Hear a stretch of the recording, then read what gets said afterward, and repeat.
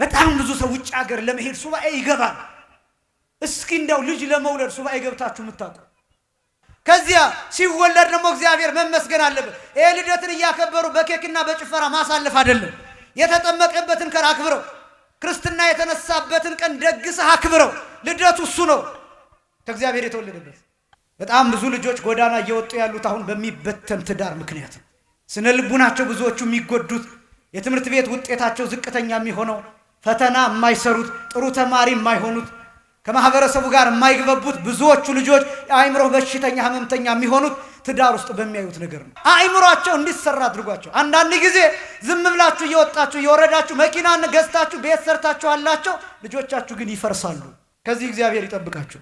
ቤት ሰርታችሁ ቤት ስታወርሷቸው ልጆቻችሁ ፈርሰው ከጠበቋችሁ ምን ታደርጋላችሁ?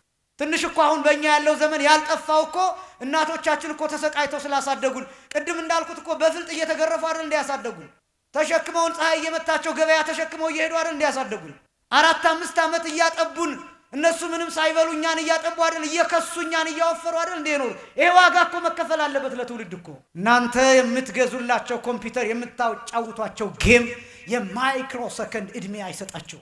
ልጆች ሲጨፍሩ ሲጠጡ ሲሰክሩ ስላደሩ አንተን አስቀይመው ይሆናልና ልጆችን ይቅር በላቸው ብሎ በእግዚአብሔር ፊት ስለ ልጆቹ መስዋዕት ያቀርባል። ጋብቻ የሚባለው የቅድስና ምንጭ ነው፣ የምንኩስና መገኛ ነው፣ የጵጵስና መገኛ ነው፣ የክህነት መገኛ ነው፣ የሀገር መገኛ ነው።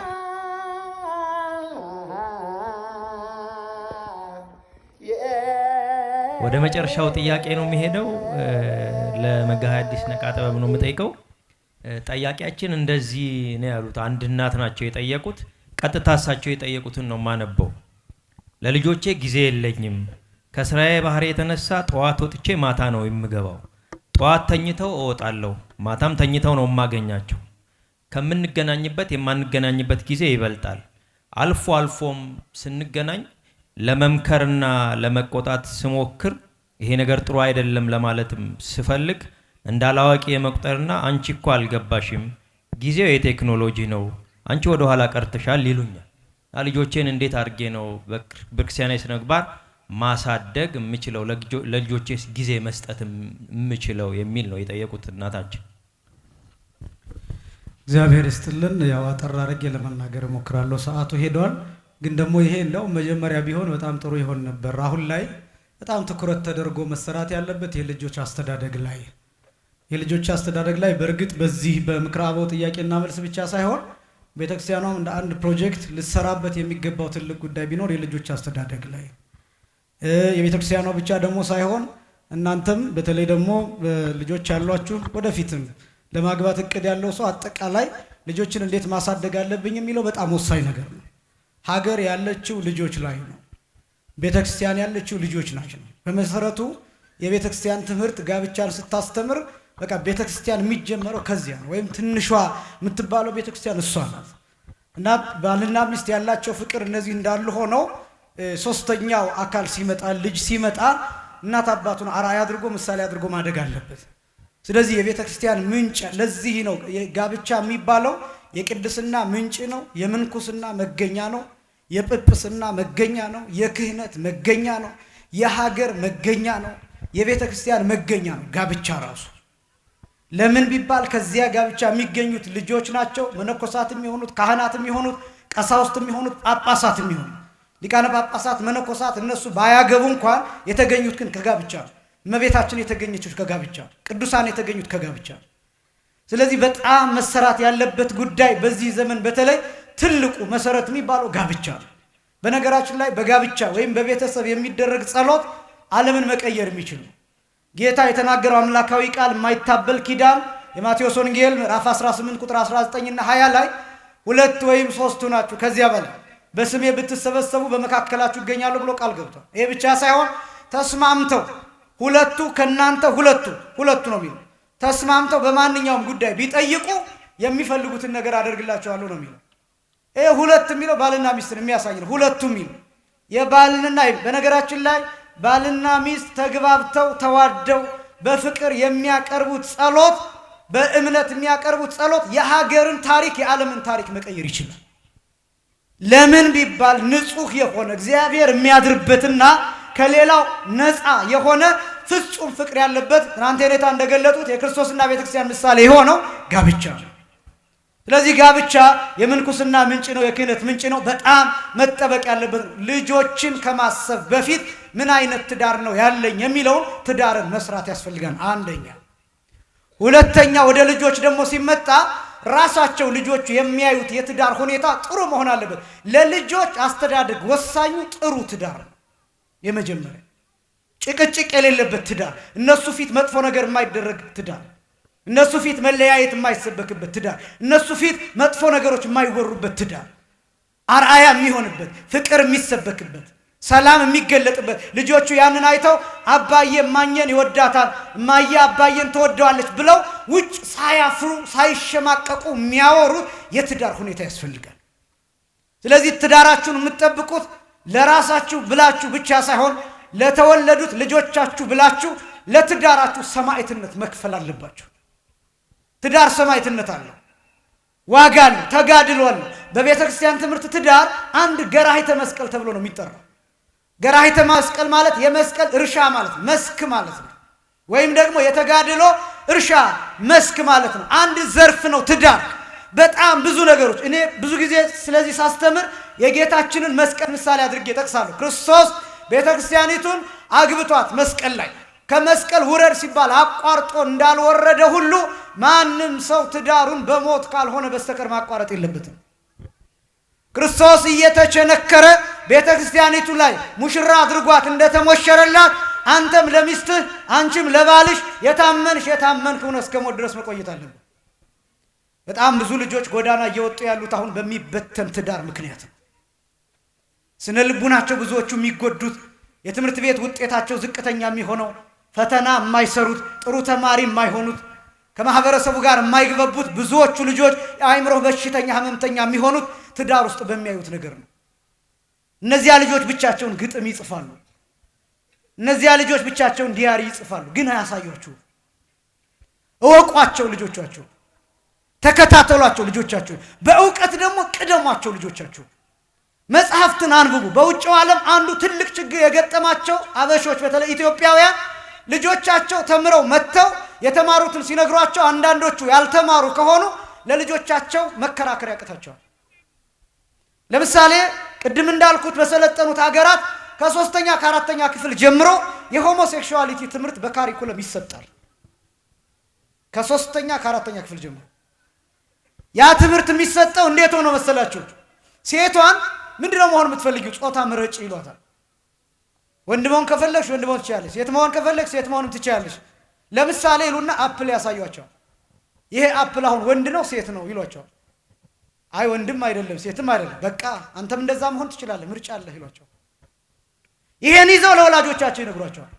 ወላጆቻቸው ባዮሎጂካሊ ጥሩ ዕውቀት የሌላቸው ከሆኑ ይኸውልህ ወንድ ማለት እኮ እንደዚህ ነው፣ ሴት እኮ ማለት እንደዚህ ነው፣ ሆርሞን እኮ እንደዚህ ነው፣ ተፈጥሮ እኮ እንደዚህ ነው የሚለውን ማስረዳት ካልቻሉ ከሰሩ። በእውቀት ቅደሟቸው ልጆቻቸው። መንፈሳዊ መጽሐፍትን በማንበብ ቅደሟቸው። ዓለማዊ መጽሐፍትን በማንበብ ቅደሟቸው። የልጅ አስተዳደግ መጽሐፍትን አንብቡ። አባቶቻችሁን አማክሩ። ነፍስ አባት አማክሩ። ቤተክርስቲያን አምጧቸው። ለሰንበት ትምህርት ቤት ስጧቸው። እንዲያውም እዚህ የሰማሁት አስደናቂ ነገር ሰንበት ትምህርት ቤት ውስጥ ከኬጂ ጀምሮ የየራሳቸው ቦታ ያላቸው መርሃ ግብር ትምህርት የሚሰጣቸው ቦታ እንዳለን የሰማሁት። ይሄ በጣም ትልቅ እድል እኮ ነው።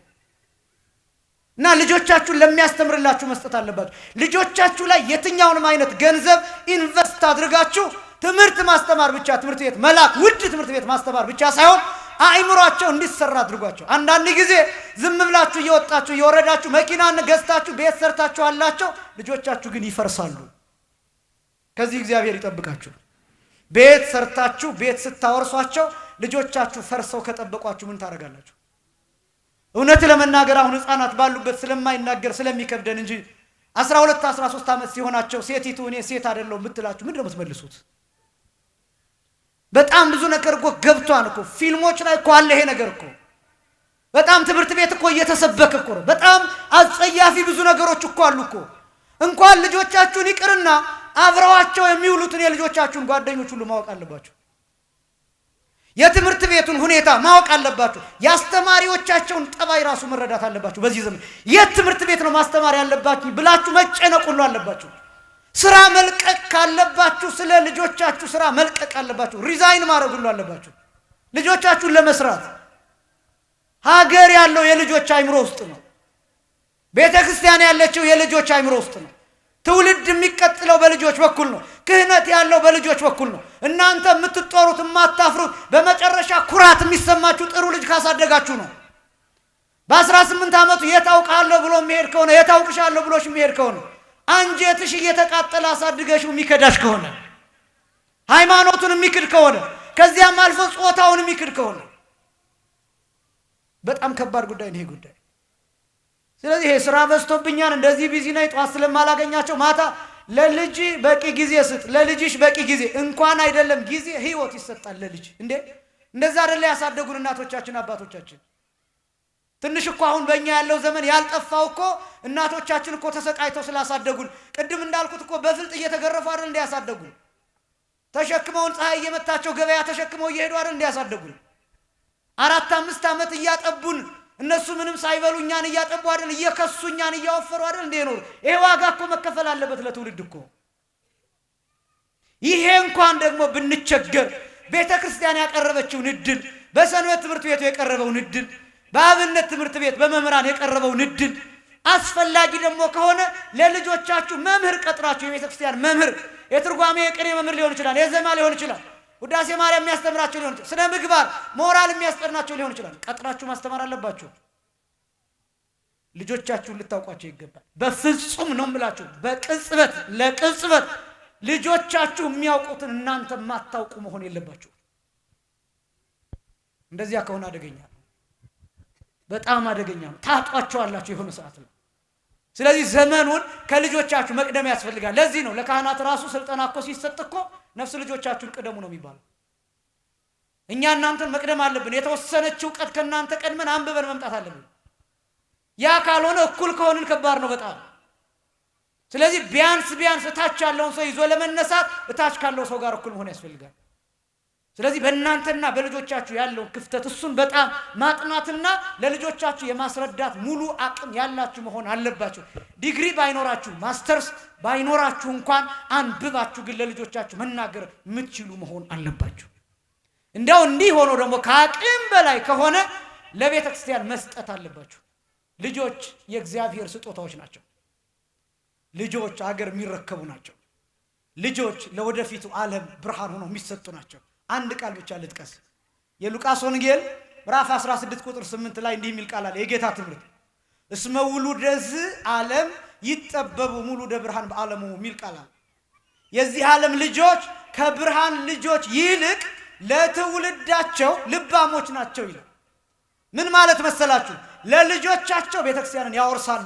ለልጆቻቸው ይህን ስርዓት ያወርሳሉ። ለልጆቻቸው ወንጌል ያወርሳሉ። ለልጆቻቸው ሃይማኖትን ያወርሳሉ። ለልጆቻቸው እግዚአብሔርን ያወርሳሉ። እናንተ የምትገዙላቸው ታብሌት ህይወታቸውን 1 ሰከንድ ማራዘም አይችልም። እናንተ የምትገዙላቸው ኮምፒውተር፣ የምታጫውቷቸው ጌም የማይክሮ ሰከንድ እድሜ አይሰጣቸው። እድሜ የሚሆናቸው እዚህ መጥተው የሚጠጡት ጸበል ነው። እድሜ የሚሆናቸው የምትጸልዩላቸው ጸሎት ነው። ኢዮብ ምንን ያደርግ እንደነበረ ታውቃላችሁ? ልጆቹ በዘመኑ በነበረው ልክ አሁን ፓሪ ምናምን እንደሚባለው ጭፈራ ቤት ይሄዳሉ ወደ ጓደኞቻቸው። ከጓደኞቻቸው ጋር በዓል እያከበሩ እየጨፈሩ እየበሉ እየጠጡ ያድራሉ። መጽሐፈ ኢዮብ ምዕራፍ 1 ቁጥር 5 ጀምሮ እና ኢዮብ ምን እንደሚያደርግ ታውቃላችሁ? ልጆቹ ሌላ ቦታ ሄደው ሲያድሩ ጧት ላይ መስዋዕት ያቀርባል። መስዋዕት የሚያቀርበው ምንድነው? በልጆቹ ቁጥር ልክ ነው። ለምሳሌ ልጆቹ 7 ከሆኑ 7 ፍየል 7 በግ መስዋዕት አድርጎ ያቀርባል። ለምን እንደዛ መስዋዕት እንደሚያቀርብ ታውቃላችሁ? ልጆቼ ሲጨፍሩ ሲጠጡ ሲሰክሩ ስላደሩ አንተን አስቀይመው ይሆናልና ልጆቼን ይቅር በላቸው ብሎ በእግዚአብሔር ፊት ስለ ልጆቹ መስዋዕት ያቀርባል። እናንተም ስለ ልጆቻችሁ ሻማ ማብራት፣ ስለ ልጆቻችሁ ስለታችሁን ማስገባት፣ ስለ ልጆቻችሁ መጸለይ፣ ስለ ልጆቻችሁ ማስቀደስ፣ እነሱን ትምህርት ቤት ልካችሁ እናንተ ደግሞ እዚህ መጣችሁ ማስቀደስ አለባችሁ። መጸለይ ትውልድ ነው። በጣም ብዙ ሰው ውጭ ሀገር ለመሄድ ሱባኤ ይገባል። እስኪ እንደው ልጅ ለመውለድ ሱባኤ ገብታችሁ የምታውቁ ቤተክርስቲያን እኮ በጣም ለትውልድ ያላት ቦታ ጥልቅና ትልቅ ስለሆነ በሰንበት ቀንና በተለያዩ በዓላት ባልና ሚስት አንድ እንዳይሆኑ በመኝታ ታዛለች። ለምን መሰላችሁ? ጸልዩ ነው የምትለው ቤተክርስቲያን። እሑድ ቀን ቤተክርስቲያን ናና አስቀድስና ለምንና ጸልይና ነገ የሚጸነሰው ልጅ የተባረከ ልጅ ይሆናል ነው ሐሳብ። አባቶቻችን ሲሳደቡ አንዳንድ ጊዜ የሰንበት ጽንስ ብለው ይሳደባሉ። ጸያፍ ሊመስል ይችላል፣ ግን ከባድ ነው። ያ ማለት ቤተክርስቲያን ሳይኬድ ወደ ቤተክርስቲያን ወደ እግዚአብሔር ቤት ሳይኬድ የሚጸነሱትን እንደዚህ ትውልድ በጣም ጥንቃቄ ይፈልጋል። ከመጸነሱ በፊትም በጽንስ ጊዜም የጸነሰችዋ እናት ፍጹም መንፈሳዊት ሆና ጽንሱን መጠበቅ አለባት። እርግዝና ቀላል ነገር አይደለም እናቶቻችን። ይሄን እንፈልጋለሁ ያማረኝ ማለት ብቻ አይደለም፣ ጸሎትም ያስፈልገዋል። ስለሚወለደው ልጅ የሀገር መሪ ጥሩ እንዲሆን፣ የቤተክርስቲያን መሪ እንዲሆን፣ ካህን እንዲሆን፣ ጳጳስ እንዲሆን፣ እናንተን የሚያስጠራ እንዲሆን፣ እናንተ የምትባረኩበት የምትጦሩበት የምትኮሩበት እንዲሆን በእርግዝናችሁ ጊዜ እንኳን መጸለይ አለባችሁ። ባልም እንዲሁ እግዚአብሔርን መለመን አለበት። የሚወለደው ልጅ ባርክልን ማለት አለበት። ከዚያ ሲወለድ ደግሞ እግዚአብሔር መመስገን አለበት። ይሄ ልደትን እያከበሩ በኬክና በጭፈራ ማሳለፍ አይደለም።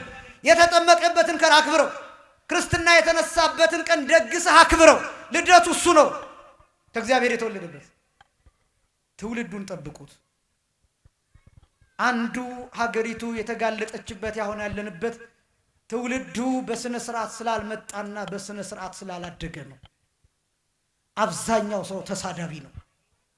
ፕሮፋይሉን ቀይሮ ፎቶውን የሌላ አድርጎ የእመቤታችንን ስዕል አድርጎ አንገቱ ላይ ማተብ አስሮ መስቀል አስሮ እናትህ እንዲህ ትሁን ብሎ እናትነትን የሚሳደብ ነው። ኦርቶዶክሱ ክርስቲያኑ እኮ ነው። ይሄ የጥምቀት መጥቶ ምንጣፍ የሚያነጥፍልን ሰው ዘወር ሲል እንዲህ ብሎ የሚሳደብ ነው። ለምን እንዲህ አይነት ማህበረሰብ ተፈጠረ?